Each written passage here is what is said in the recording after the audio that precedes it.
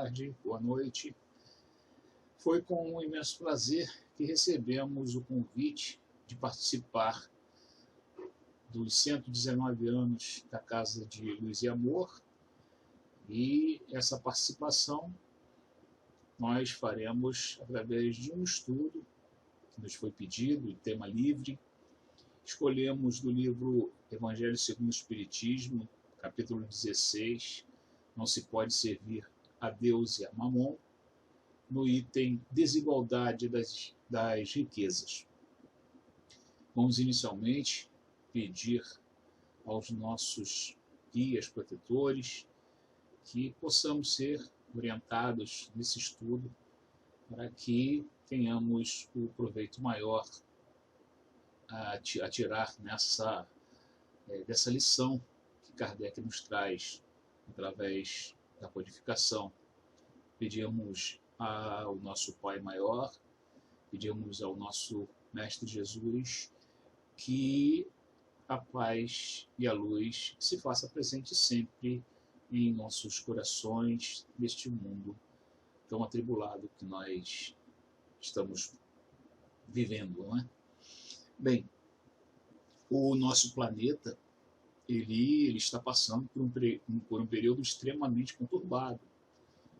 Em vários setores nós vemos desordem, expectativa, desânimo, revolta, medos, dúvidas, enfim, vários sentimentos misturados nesse nosso mundo, né? Isso é natural no mundo de provas e expiações, e não seria diferente aqui no nosso planeta Terra, né? Nós estamos em transição, nós estamos nos adaptando ao porvir.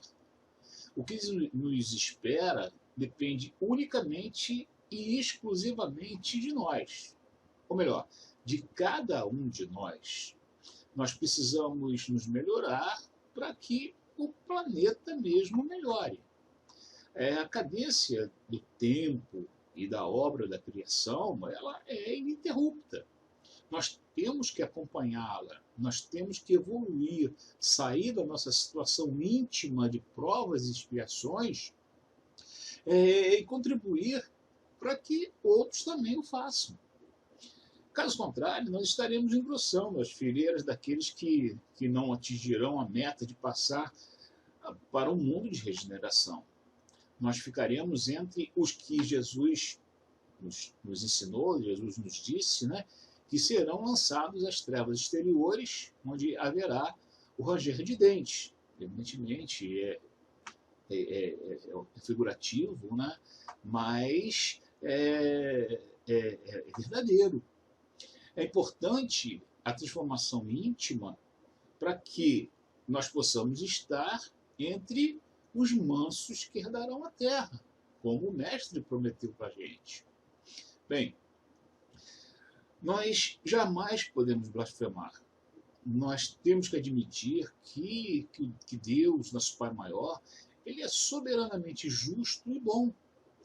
E se isto está acontecendo no planeta, nas nossas vidas, é por falha nossa mesmo, falha pessoal. Desencarnes ocorrem no planeta a cada segundo, e pelas mais diversas causas. São acidentes, suicídios, cardiopatias, doenças como malária, pneumonia, entre tantas outras, não é? Porém, quando algum mal ele se torna pandêmico, como é o caso da Covid-19, porque ele afeta todo o planeta, é claro que o foco é deslocado para ele. Assim também, já foi no Brasil, muito tempo atrás, com a dengue, a chikungunya, que ainda continua matando como antes, por imprevidência nossa mesmo. A pandemia, ela se sobrepôs à endemia, mas as duas ainda estão matando. Isso sem falar de desastres naturais, um vulcão, tsunamis, isso que ocorre no mundo inteiro, não é? No atual estado de coisas, nós temos tribulações que se iniciam no campo da saúde física com tal intensidade que vai afetando outros campos da vida terrena. a vida de todos os humanos na Terra, né, os humanos terrenos, nós encarnados na Terra, ela foi afetada. Mas a discussão de saúde não é o foco dessa nossa conversa. Em relação a isso, nós somos totalmente a favor da prevenção e estamos, por ser do grupo de risco, né, nós já passamos dos 60, evitando ser vítima do contágio. Nós estamos em casa, só saímos o mínimo necessário, né, com a máscara e tudo. Né, e essa situação atual, ela serve apenas para demonstrar o quanto a humanidade ainda tem que se melhorar no que diz respeito a bens materiais. Entendendo que em todo o universo é necessário equilíbrio, nesse momento difícil, está faltando equilíbrio para que os vários setores afetados por esse problema, eles sejam atendidos. Particularmente falando sobre o Brasil, no campo econômico, a crise bateu à porta de uma imensa porção de famílias. E, consequentemente, existem pessoas que não foram ainda afetadas pela economia. Porém, outras já sentem as consequências desse problema. Evidentemente, a visão materialista ela recai para a divisão incorreta da renda. Nós, espíritas, porém, nós não podemos nos dar ao luxo de avaliar a situação por esse prisma. Não podemos. Nós não temos essa possibilidade. Nós temos o conhecimento das bases doutrinárias que o Espiritismo tem, e um deles é aquele que vai nos impulsionar nessa avaliação que nós estamos fazendo agora, é o da pluralidade das existências. Então, como nós dissemos, o nosso capítulo ele vai se basear nosso estudo vai se basear no capítulo 16 do livro do Evangelho segundo o Espiritismo, não se pode servir a Deus e Mamon, a desigualdade das riquezas. Bem, Kardec ele vai iniciar esse item nos alertando sobre a necessidade de se considerar os dois planos, o plano material e o plano espiritual, para se fazer a análise do problema. Há uma pergunta que é feita, por que são, melhor, a pergunta no caso, por que não são iguais os ricos, não são igualmente ricos, melhor dizendo, todos os homens? Aí o codificador ele é taxativo na resposta. Por não serem igualmente inteligentes, ativos e laboriosos para adquirir, e nem sóbrios e previdentes para conservar. Esses somos nós, né? Realmente. Pode até parecer, inicialmente, né, que o Kardec ele foi rude na resposta.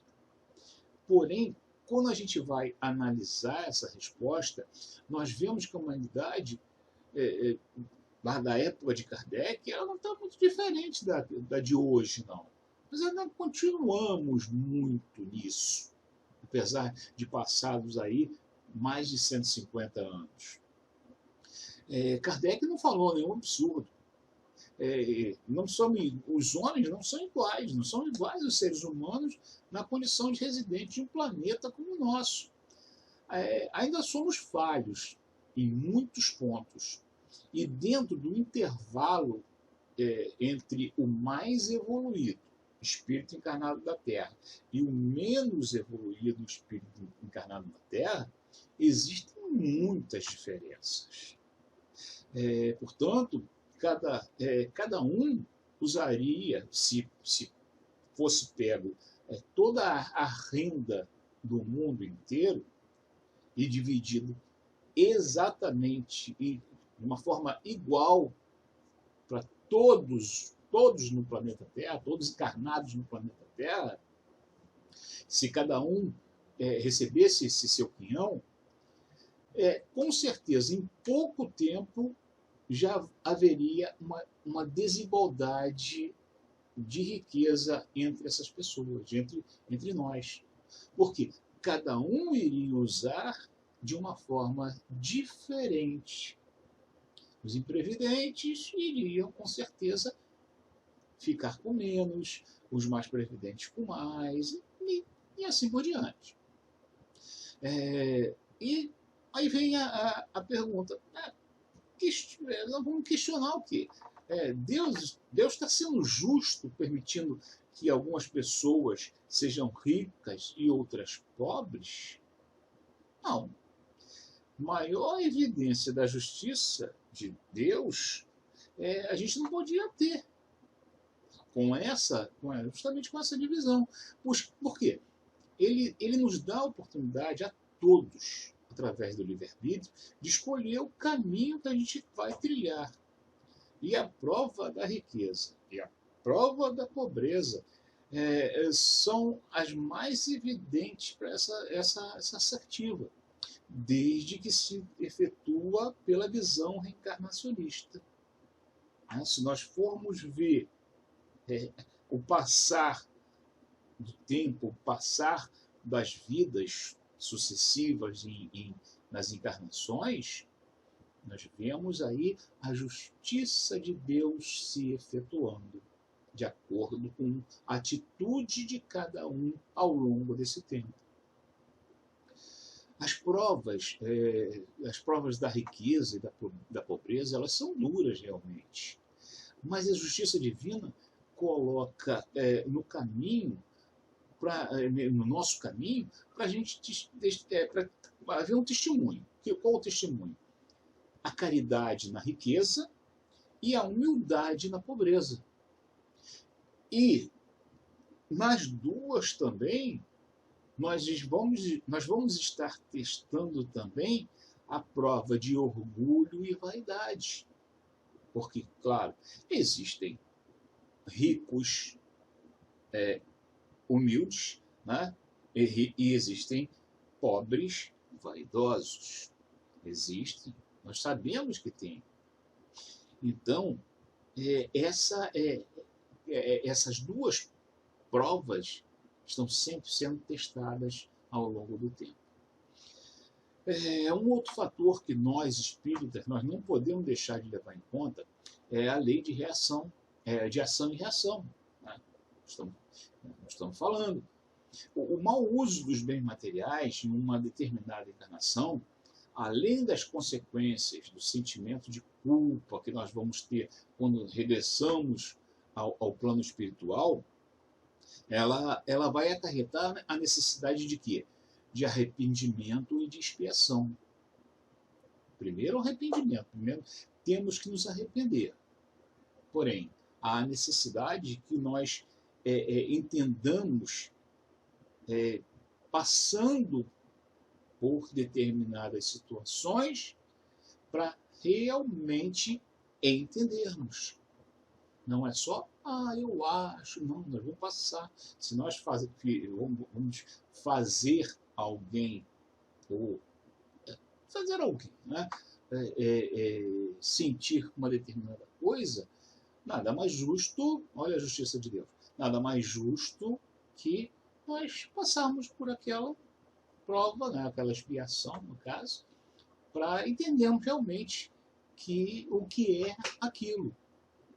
Aí que vai estar, dentro dessa visão da pluralidade das existências, aí vai estar a justificativa para inúmeros casos de pobreza extrema que vai nos apresentar, que nós vamos vivenciar, nós vamos perceber, nós vamos ver.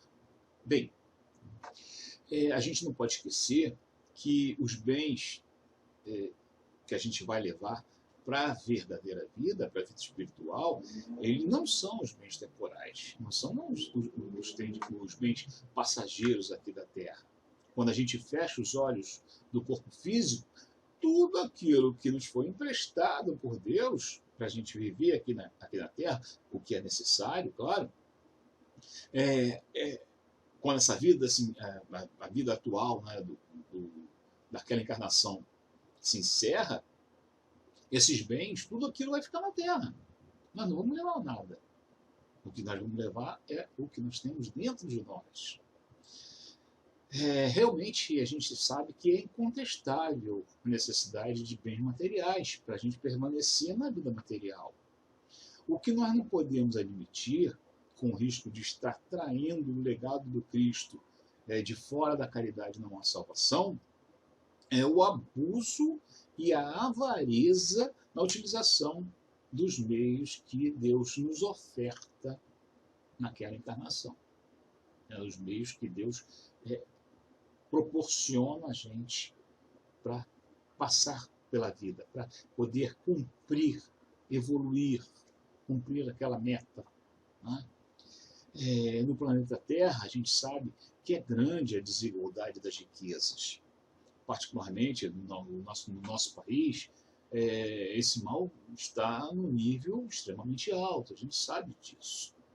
Bem, a nível macro, evidentemente, cabe aos governantes, porque nós os elegemos, nós os colocamos lá, e encontrar soluções equilibradas para diminuir essa desigualdade. Tem que haver realmente equilíbrio. Agora, não cabe a nós, evidentemente, não é o objetivo desse estudo, a indicação de fórmulas mirabolantes ou extremistas para que ensinar o governo para fazer isso. Né? Não é o nosso objetivo aqui. Tá? E a nível micro?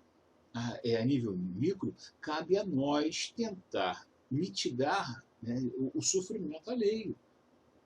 Temos realmente a nossa parcela nisso aí. Mas nos dois casos, nós não podemos deixar de fazer a caridade moral. Né? Nos dois casos, no macro e no micro. O que é aquela caridade moral? Caridade moral é aquela que não humilha o atendido. É aquela que socorre materialmente e dá oportunidade para que ele mesmo, né, o atendido, ele se levante e saia daquele quadro no qual ele se encontra. Com certeza não é bom para ele ficar naquela situação. Claro, existem pessoas que necessitam de um tempo muito maior, ou por uma questão até de saúde, necessita ser atendido por toda a sua existência. Né? Não vamos excluir essas pessoas, mas existem, com certeza, talvez a maioria das pessoas, elas querem sair daquela situação. Né? Como se diz, né, o jargão que é colocado normalmente nas palestras, nas falas da doutrina espírita, nós temos que realmente ensinar a pescar. Vamos dar o peixe enquanto há necessidade do peixe. Depois, e durante esse dar o peixe, vamos ensinando a pescar, até que ele possa pescar por si mesmo, pescar sozinho. Então há necessidade de se fazer realmente a caridade. Um exemplo disso, né, de se fazer a coisa certa, de fazer a coisa dessa maneira, está na história da Condessa Paula, no livro Céu e Inferno, segunda parte, capítulo 2, Espíritos Felizes. Vamos ler um trechinho só para a gente poder entender. É bom depois que deem uma olhadinha lá nesse capítulo, ler a história toda dessa condessa, que está lá no livro citado, no local citado no livro. Diz o seguinte: a sua beneficência era inesgotável, mas não essa beneficência ostentosa à luz meridiana. E assim exercia a caridade de coração, que não por amor de vanglórias. Só Deus sabe as lágrimas que ela enxugou, os desesperos que acalmou, pois tais virtudes só tinham por testemunhas os infelizes que assistia. Ela timbrava, além disso, em descobrir os mais pungentes infortúnios, os secretos, socorrendo-os com aquela delicadeza que eleva o moral em vez de o rebaixar. Veja bem, esse caso demonstra o quê? Que a prova da riqueza para ela foi bem aproveitada, que a fortuna que Deus destinou a ela teve um destino certo, pois ela não deixou de aproveitar a riqueza de forma equilibrada, utilizou parte dessa riqueza para quem precisava. Então ela realmente foi equilibrada, né? E fez a coisa certa. Da mesma maneira, deveriam agir aquelas pessoas que, por herança ou por esforço próprio, né, o trabalho, o suor do rosto, têm os maiores valores materiais nas suas mãos. Os ricos, né? Mas também quem não tem muito, sempre tem um pouco mais que alguém, um pouco mais que outro. Não podemos nos eximir desse dever. Sempre temos um pouquinho a mais para dar, né? Sempre podemos fazer algo pelo próximo. Evidentemente, nem todo mundo tem muito, mas o pouquinho que a gente tem que dividir, a gente tem que passar para outro, né? Bem, concluindo, então a prova da riqueza ela é difícil de ser superada. Por isso, Jesus ele nos disse que é mais difícil um camelo passar pelo buraco de uma agulha do que um rico entrar no reino dos céus. E aí ele não está dizendo, veja bem, ele não está dizendo que o rico não vai para o céu. Né? Ele não está banindo a riqueza. Não é isso. Ele está apenas se referindo ao apego às coisas materiais. Mas nós não podemos esquecer que todos nós somos ricos em alguma coisa. E ao nós nos negarmos, né, em repartir o conhecimento e a caridade com o próximo, também isso vai nos dificultar o quê? A passagem pelo buraco da agulha. Estaremos sendo ricos. Ricos, no caso, como na parábola, né? Ricos que não conseguem passar pelo buraco da agulha. Então, a gente não pode culpar somente o Estado, né, o governo, ou os ricos, as atitudes em benefício moral ou material para com o próximo. Nós temos que fazer a nossa parte. Né? Então, é aquela da história, faça a sua parte. Se a gente tem pouco materialmente, veja o quanto esse pouco pode ajudar. Né? Vamos ser equilibrados. Né? Nós podemos, não é só a questão material, né? Mas esse dar pode ser uma palavra de carinho, uma mensagem que vamos passar, um olhar, um bom dia, boa tarde, boa noite. Né? O abraço a gente ainda não pode dar. Né? Nessa situação a gente não pode nem tocar, né? Mas a gente não pode dar o abraço ainda. Mas quando puder, vamos dar o abraço. Né? Mas nós podemos abraçar com palavras. Né? Podemos abraçar com olhar, abraçar com coisas que não são materiais, mas são coisas que fazem bem às outras pessoas. Quantas pessoas nessa situação estão isoladas, sem nenhum contato com ninguém, né? Que estão se desesperando, mas não é nem às vezes nem por uma questão financeira. Estão se desesperando, às vezes, por uma questão de isolamento.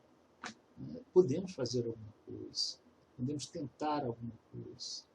É só procurar, né? É só tentar fazer parte desse caminho da evolução, da obra de Deus. Bom, façamos isso, né? Pois porque nem só de pobreza material a gente está carente, né? Como acabamos de falar, né? Nós estamos carentes da riqueza moral. Isso nos falta bastante.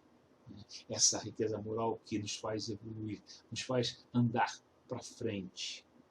Então, por isso que a gente sempre encerra, e vamos encerrar esse estudo também aqui, lembrando as palavras do Espírito de verdade.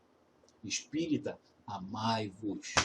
Espíritas, instruí-vos. E deixamos aqui, então, o nosso parabéns, Gepela, pelos 119 anos de caridade, de amor, de paz, de ensinamentos, de socorro às pessoas, socorro moral e material às pessoas aí da região de Bangu. Ok? Que a paz de Jesus esteja com todos nós. Obrigado.